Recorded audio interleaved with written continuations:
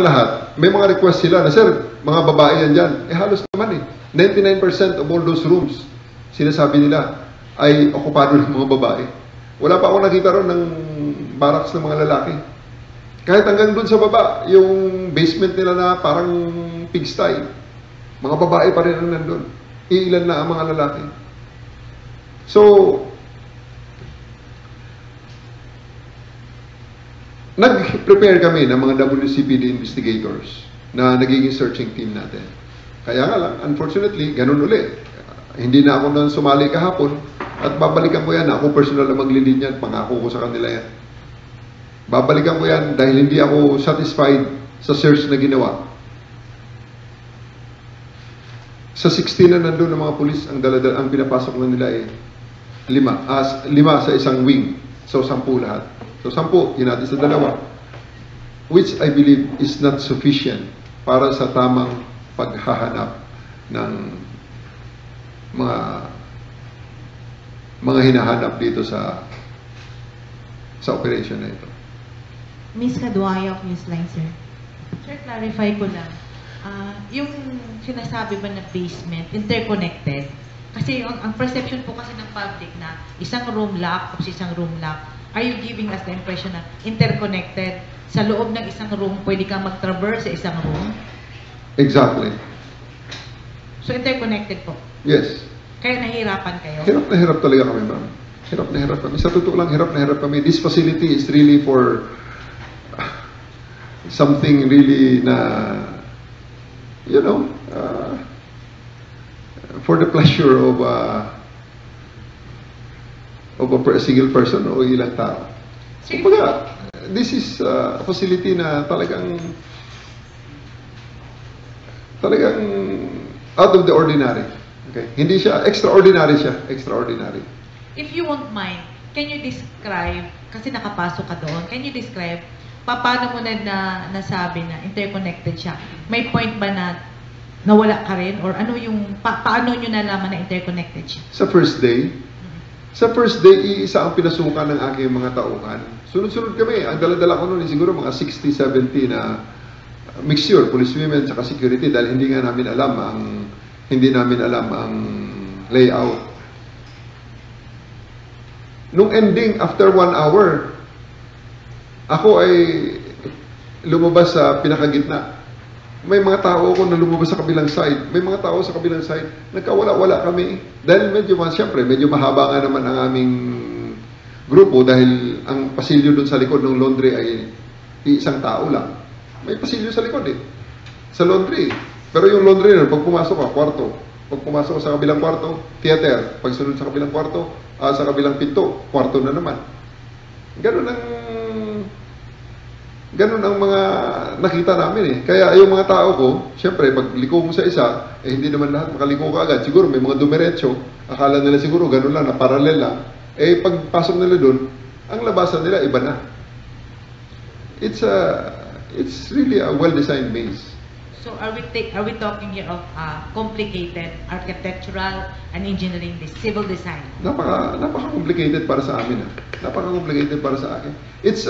And magugulat ka. Yung isang kwarto doon, pagbukas, opisina. Opisina na lang mismong JMC, ha? Record section nila. Pero pagbukas doon, kwarto ng isang pastoral.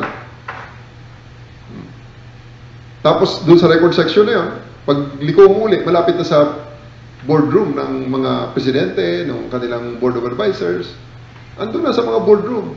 So essentially, it's not the spirit of the law. Last 3 questions. Yes, Ma'am Bri of TV5. General, anong hamon mo ngayon kay Pastor Apollo Kibuloy at sa kanyang legal counsel kay Atty. Torion? Dati na yun At yan din naman ang hamon ng lahat sa kanya supposedly. At yan din sana ang kanilang magiging battle cry dahil palagi nilang sinasabi na justice for Apollo Kibuloy. Napakasimple ng hamon. Harapin mo ang kaso. Sabi nyo, mahina. Ipakita mo, magaling ka. Si Atty. Torion, napakagaling na abogado. Pakinggan mo, napakagaling. Pero bakit takot kayo sa mahinang kaso na sinabi nyo, dismiss naman ng Davao yan, dismiss na ng ang kasong to, wala namang nangyayari. Ayun naman pala eh. Harapin nyo. Baka isang hearing nga lang yan. Tapos na kaagad yan kung ganun kahina ang kaso at ganun kayo kagaling.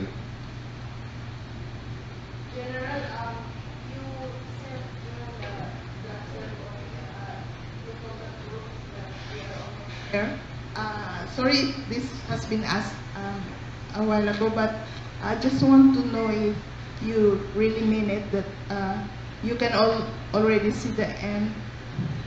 We're almost there. We're almost there. Yan lang ang... I'm always an optimistic person. I'm always optimistic. Hindi para ako ay mapahinga ay maaaring ibang-iba sa nakita nyo sa nakaraan. Sapagkat ito ay hindi basta trabaho lamang ng isang pulis, but I'm optimistic lang pulis. Siyempre, hindi tayo... Ito ay kasaysayan sapagkat ginagawa natin ang mga bagay na maaaring magiging basihan ng end of the world eh. Tayo hindi eh. Wala eh. Siya lang. Kaya, siguro matagal pa. Eh, takot lumabas eh. Kasi kung bukas na mag-end of the world, useless na rin yung pagtatago niya. Siguro matagal pa. Tanungin natin. Gusto natin sagutin niya. Yes, sir. Di ba, narinig niyo yung sinabi ko noon sa Senado? Nung sinabi niya na, sinabi ni Carlo Catiil na they will welcome us with red carpet at tinake ko ang kanilang challenge. Sige, ngayon natin gawin, ngayong araw. At tapos, ang sagot basta legal ang lahat. Ano pang illegal? Di ba? Humingi sila ng tulong sa korte. Ang binigay ng korte sa kanila sa protection order, hindi man sinabing tumigil ang pag-search kay Kibuloy. Ang sinabi ay huwag silang pigilan sa kanilang normal activities. At especially yung barikada na sinasabi nila.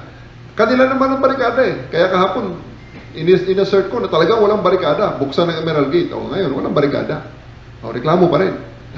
Diba? Yan yung problema eh. So, ayokong lagyan ng ayokong lagyan ng deadline yung ating operation na to. General, sir, convinced pa rin po ba kayo na nasa underground facility pa si Kibuloy or nasa taas na siya ngayon? May nagsabi na nasa langit na, di ba? Yan ba ang sabi gusto mong sabihin? I mean, above ground na siya. Nasa mga structures within the KOJC. Underground or... ang hirap ng sagutan, ang hirap sagutin ng mga ganung klaseng tanong, you know? Basta hinahanap namin siya. At ako'y naniniwala, nandyan siya sa loob. At paikot-ikot lang dyan. Okay?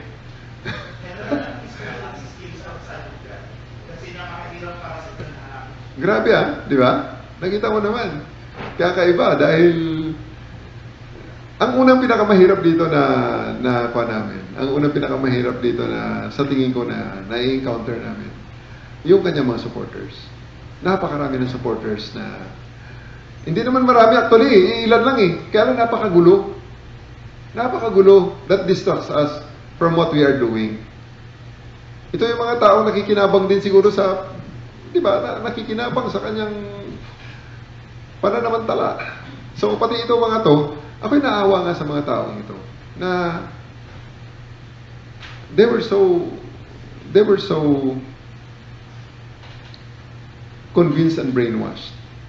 Pero marami rin silang mga kasamahan na nagtiwalag na tumiwalag na ngayon ay mga witness na laban sa kanya sa mga korteng ito. Sa mga kasong ito pala. Sa mga korte, talagang pumunta ang mga tumiwalag na. Nandun may mga foreigners, nandun may mga Pilipina. So, yun, kung challenge ang sinasabi niya, sir, yung kanyang mga supporters na ngayon ay, ang iba naman ay naliliwanagan na. Ang tingin ko nga, naliliwanagan na rin. May marami na rin sila mga tao na umalis na at nagbibigay ng information sa amin. Kahapon, ang information na yun na ibinigay sa amin, kombinasyon yun ng luma at saka ng bagong informasyon. General, kaya pinasok namin yung building na yun. Sir, ano pong information ang nakukuha ninyo? Is it from human intelligence or yes, from... human intelligence. Yung mga maraming mga alam nyo, ito ang isa sa mga nakita namin. May compartmentation talaga eh. May compartmentalization din si Kibuloy sa kanyang mga ginagawa. May mga taong nandito na hindi alam kung anong ginagawa sa kabila. At hindi alam ang lahat except for a select few na alam ang overall operations. So, ang nakukuha namin ay mga taong nagsialisa na ang nagbibigay ng impormasyon. Ito, kaya gaya kahapon, tama ang ibinigay na, sir, dyan, kwarto si Kibuloy dyan, sa ganito. So, pinuntahan natin, tama nga, wala nga lang si Kibuloy. Ano naman po nakuha nyo sa mga technology na pinasok ninyo sa QOJC? Hanggang ngayon, ginagamit natin ang technology. No? May mga indicators talaga na nandyan. Ang problema na lang dyan, yung actual na pagtakma sa kanya sa mga lugar na ini-indicate na nandyan siya. 8 pa rin po ba yung na-detect ninyo na signs of life na nandoon? Hindi natin pwede talagang, hindi ko talaga ma-ignore yun eh. Because the technology is proven and tested. Ang problema na lang namin talaga yung paghanap kasi gumagalaw eh. Takot sa activity yung tao takot sa activity yung indicators niya kung sino man yung nakikita namin. Pag may activity rito, lumilipat sa kabila. Puntahan namin, lumilipat sa kabila. So, it's really something that is a challenge to us. Kasi, remember, the guy has 2 helicopters and 2 airplanes waiting there in his hangar with all the luxury cars inside the hangar. Ganong karami at ganong karami ang kanyang resources, ganong karami ang kanyang pera. At kami naglalaro ng tagu-taguan. At siya ang aming hinahanap at siya ay pinoprotektahan ng kanyang mga tao na kontrolado nila ng CCTV sa buong area. Hindi namin pinapakialaman ng CCTV. Kasi kung foul lang, hindi pinashutdown na sana lahat ng CCTV para hindi na kami monitor. Andiyan ang CCTV nila. Buhay. Gumagana. Mga cellphones ng mga tao niya. Lahat. Gumagana. Hindi sana pinakumpiska ko na yan kung talagang hardball na trabahuan. Hardball talaga na trabahuan yan. Dapat lahat na sumasama dyan. Walang cellphone para walang makapag-tip sa kanya kung saan man siya magtago. Above ground man o below ground man. So, but we are not doing that. Because, at the end of the day, sa aming trabaho lang ito. Mahirap man, may paraang mahirap, may paraang madali. Dito tayo sa paraang tama. Yung may respeto pa rin sa kanila, kahit na sila, hindi nila kami nare-respeto. Sir, if ever mag-conduct ng hearing dito sa Davao yung Senate on the alleged abuses ng PNP in enforcing the warrant of arrest, ano po din yung mga evidence ninyo na meron po mga abuses sa part po ng ginawa sa part ng PNP?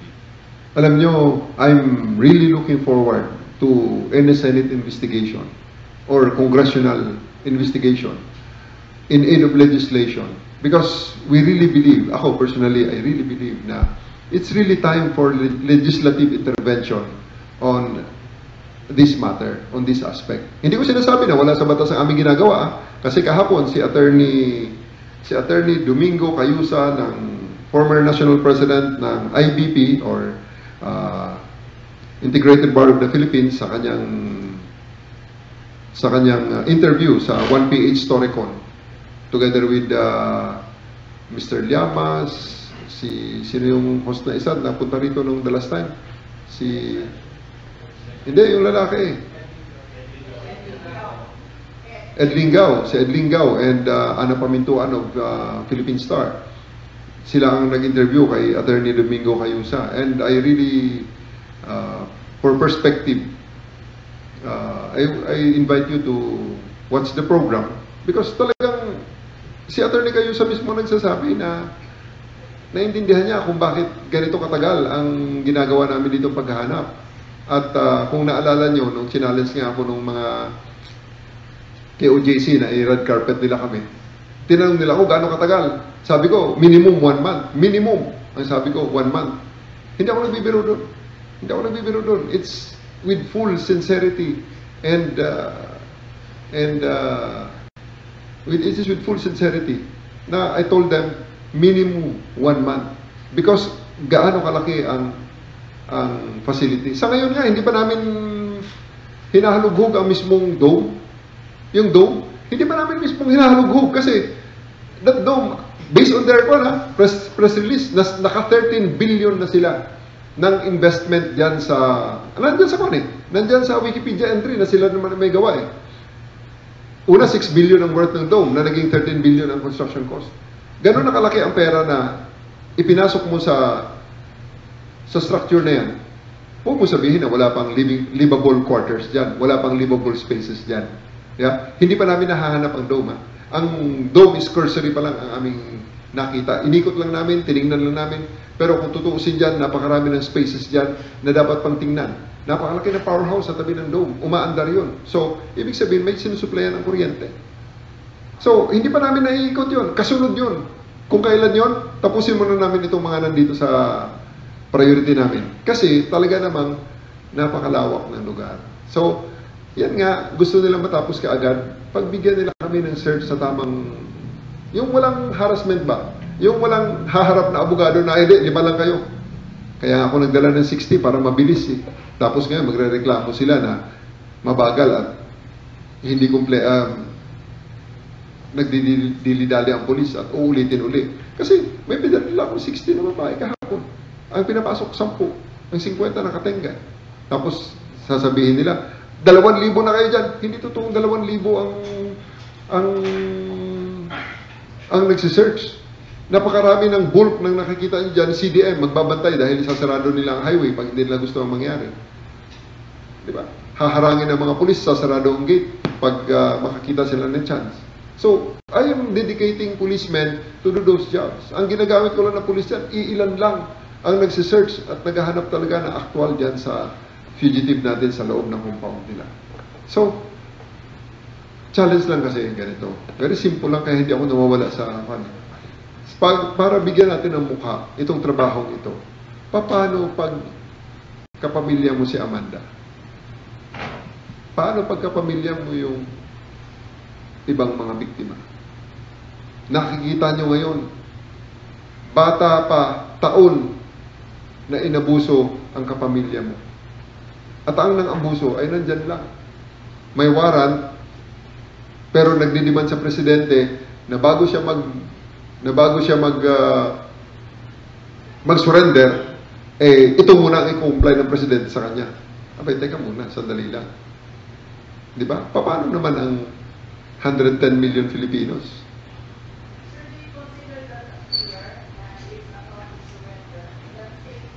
Na? Hindi failure yan eh. Right at the very start, yan ang kanila sinasabi sa presidente. Right at the very start noon pa, before pa itong operation na to, before pa ng June 10 operation, yan ang sinasabi nila. Susurrender lang siya pag pinirmahan ng presidente ang deklarasyon na hindi siya i-extradite or hindi siya kung ano-ano mga term na sinasabi nila. Why? At tandaan natin, hindi siya wanted lang sa Pilipinas, wanted din siya sa Estados Unidos. 2 bansa ang ginawa niya ng krimen na naglabas ng legal na mandamiento de arresto. Kaya nga tumakbo sa Pilipinas pabalik dahil may warrant sa US. I really am not in the position to actually voice out kung ano man ang respondent ng pasensya na po kayo. Pero tingnan nyo na lang indicators. Wala namang sagot ang gobyerno sa kanya. Or may sagot pero I don't know. It may have to come from an official government spokesman. Brian of TV5, sir. General, may lumalabas na yun na sa budget daw ng PNP is 1 million per day itong operation natin. Hindi ko, wala akong idea gaano dahil the Chief PNP is here to support us. He has sent his budget officer to actually support us. Well, hindi ako magtataka kung umabot sa ganun. Kaya nga, napaka-special nitong tao na to na ginagasusan ng gobyerno ng resources na dapat ay magamit natin sa iba pang mga bagay. Di ba? It's really very, very nakakasad, nakakalungkot na dahil lang ayaw niyang harapin ang isang mahinang kaso according to them, ganito ang ginagawa ng gobyerno at ganito ang ginagastos natin. May mga dapat nasa relief operations tayo. Dapat tumutulong tayo sa ating mga kababayan na nasalanta ng bagyo. Nandito tayo ngayon, tingnan nyo. Hinahanap si Kibuloy na ayaw humarap sa kaso na inihain sa kanya ng mga bata na wala namang mga boses. Wala namang boses yan kung hindi tinutulungan ng gobyerno. Ang mga biktima na yan ay hindi maririnig. Mahina ang kaso, sabi ni siya mismo at saka ang abogado niya nagsabi, gano'n naman pala, uulitin ko, bakit ayaw niyong harapin? Harapin niyo. Last question, sir, from Grace of Mindanao Times. Sir, sinasabi niyo po na very challenging on the part sa PNP yung pagkandak ng operation. So, Ano yun, ma'am? very challenging po sa part ng PNP yung pag-conduct nyo ng operation. So, would it mean, sir, na minimum 1 month that this operation will last? The Nissan Kicks e-power handles like... Well, una kong nasabi yun sa Senate investigation. Let's on record naman. I think it is on TV. Sa Senate investigation, nung sinalens ako ni Katiil na he will welcome us with red carpet, na hindi niya naman, ang dami nila sinasabi, hindi naman nila kayang panindigan. Di ba? So, tinanong ako kung gaano katagal. Sabi ko mga 1 buwan, minimum. Pero, hindi pa yan sigurado. Kasi nga, at the end of the day, we can even fail after a year with this kind of resistance that they have. We can even fail. At the end of the day, every single day that passes, that we don't apprehend Apollo Kibuloy, is another day of injustice, is another day of travesty of the processes, is another day na hindi natin na-implement ang inuutos ng korte, which is very sad. That's why, persistent kami, tuloy-tuloy ang ating trabaho, hindi natin titigilan hanggang sa nahuli natin itong taong ito. With that, sir, kumusta din po yung ating kapulisan on the ground na, syempre, tatagal talaga yung operation, yung iba, naulanan, naiinitan? Totoo yun. Kaya nga, gaya na sinasabi ko kanina sa statement ko, alam ko na tayo ay pagod na. Nakakapagod ito at napakarami ng alipusta na ating natatanggap mula sa mga trolls. Hindi ko sinasabing marami ang nang-aalipusta. Ang nasasabi ko ay maraming alipusta ang aming natatanggap. Sa isang tao, siguro sa isang araw, kung birahin ako ng isang troll nila dyan na empleyado ng city ay siguro mga 100. At pagkatapos, yung mga unknown na mga trolls na nagsasabi na papatayin nila yung anak ko at gagantihan nila yung anak ko, napakarami rin. Kaya araw-araw, and I do believe na yan ay natatanggap din ng aming mga pulis na na-identify dito. Kaya nga, I'm rallying them, I'm always trying to boost the morale of our people, not to be sidetracked by these issues. Hindi tayo paatitinag, hindi tayo mawawala sa issue na ang bottom line, kailangan madala sa husgado si Apollo Kibuloy. Yun lang. Yun ang pinaka-bottom line natin. Lastly, sir, 2,000 lang po ba talaga yung police na andyan or may mga reinforcement na dumating? Nag-change kami. Hindi ko sinasabing 2,000 Hindi ko sinasabing eksakto ang 2,000. That is a classified number. Pero ang sinasabi ko, kung meron kaming ganito karaming tao, hindi ibig sabihin na lahat yan ay naghahanap kay Apollo Kibuloy. Hindi yan. Ang marami dyan, support, CDM support, traffic, security. At ang mga searchers talaga dyan, iilan na lang ang natitira. Yes, kung saan-saan sila galing. Nakita nyo kahapon ang mga gumalaw doon, iba-ibang mga regions. Kaya nga very, very special. Dahil lang sa isang mahinang kaso, pero ayaw namang harapin ang sanugkan. Thank you very much, sir. Ladies and gentlemen, that ends our press briefing with the Regional Director of Police Regional Office 11, Police Brigadier General Nicolas Torre III. Thank you very much for coming and for